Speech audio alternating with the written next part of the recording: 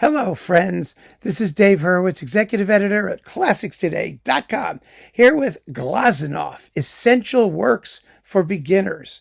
Glazunov is amazing as a composer for beginner people because his music is just so enjoyable and beautiful and warm and romantic, and it's amazing that it isn't as well known as it deserves to be.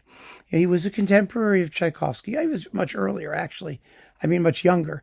His dates were 1865 to 1936, basically. Most people weren't even aware he lived in 1936. The problem is he was an incredible prodigy. A genius. He wrote his first symphony when he was 16 or something, and it's marvelous. But his style didn't really evolve. And we value that in composers. We want these things to change, but also always remain approachable and interesting and fun. He had a recognizably Russian romantic voice, and that was it. Period. And he wrote gobs of absolutely beautiful orchestral music and some fabulous chamber works too. They're always hovering on the fringe of the repertoire.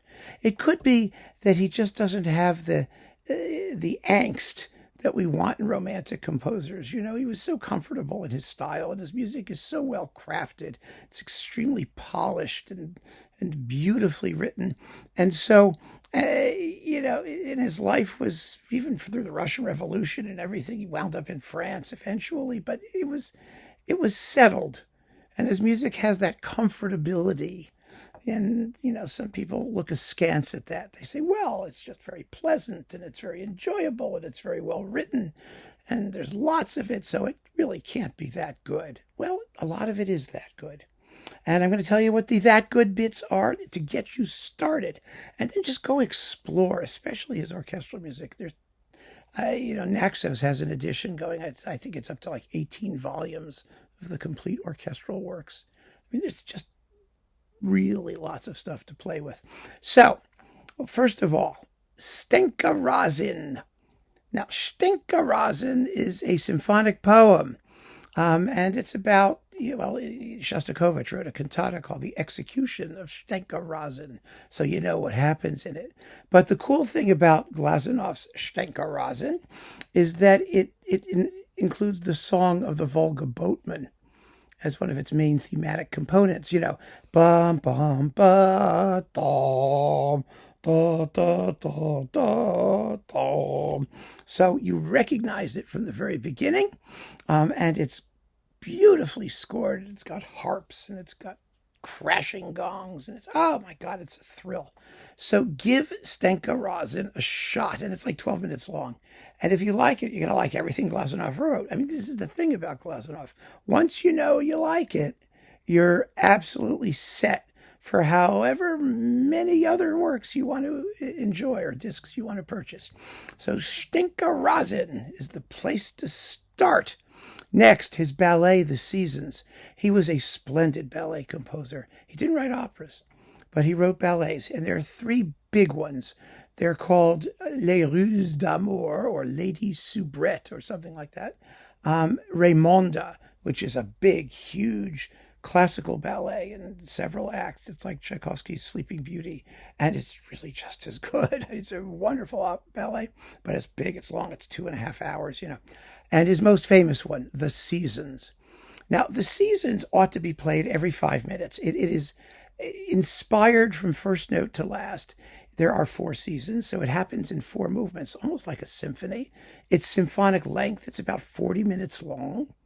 And you get some unbelievable good tunes. It's in cyclical form, so you hear the beginning is back at the end, and oh my God, it's amazing. And it's been recorded probably more than any other piece by Glazunov. It's a masterpiece. And, it's just such a wonderful length for, a half of a program. Somebody should do it. Just play it like a symphony. It's incredibly colorful. It's just, you're going to love it. Absolutely love it. It's wonderful. So The Seasons is number 2. I have 5 things here, I think, which will do you. Next, he was a very fine composer of chamber music and piano music, but he didn't write a lot of piano music or big works for piano, and his chamber music is just totally neglected. He wrote fantastic string quartets, but I chose Piano Sonata Number 2 because, well, his piano sonatas are completely neglected. There are only two of them. And this one is just a fabulously wonderful piece, formally speaking. You know, he was actually pretty innovative when it came to form, but he gets no credit for it because it all just works so well. People don't even think about form, which is really actually good when you're listening to it. But this particular sonata has, instead of a slow movement, a central scherzo, and then a big contrapuntal finale where all the themes from previously all get all jumbled up into it. And it's like 23 minutes long, 22 minutes long. It's in three movements. Absolutely fabulous, nearly totally unknown masterpiece for the keyboard. So if you like piano music and you like your Beethoven piano sonatas and things, try the Glazunov second piano sonata. I mean, maybe if he'd written like a dozen of them, people would pay more attention to him, but it's a fantastically enjoyable and involving work. I mean, it takes as much time as you're willing to give it. It will give back. I guarantee it. So we have to do a symphony as well. Glazunov wrote 8 symphonies. And the most famous of them, the most popular, was the first. So I have Symphony Number 1 here. It has a nickname, Slavonic. And, you know, in Russian, it's Slavonichskaya, something or other.